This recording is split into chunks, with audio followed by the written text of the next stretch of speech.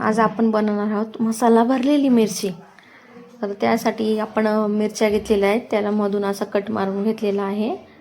आणि त्यासाठी काय लागणारे साहित्य बघा, शेंगदाण्याचं कूट, गरम मसाला, लाल मिरची, धना पावडर, किचन किंग मसाला, हळद, कोथिंबीर, खोबरं, लसूण आणि लिंबू। आता तेलामध्ये आपण कांदा टाकला आहे, खोबरं टाकलं आहे, आता लसूण टाकून घेऊया आणि छान असा ब्राऊन रंग येईपर्यंत परतून घ्यायचं। मग हळद, धना पावडर, किचन किंग मसाला, लाल मिरची मसाला, सगळे मसाले टाकून आपण परतून घेऊ आणि नंतर मग शेंगदाण्याचं कूट आणि शेवटी बेसन घालायचं, ते जळू नये म्हणून मग शेवटी घालायचं।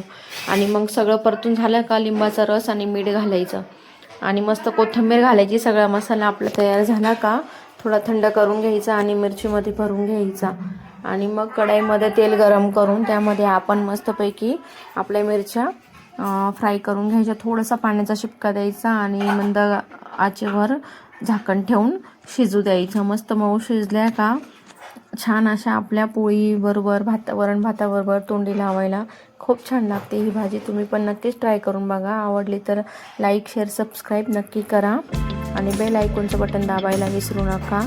धन्यवाद। माझा व्हिडिओ बघितल्याबद्दल आभारी आहे।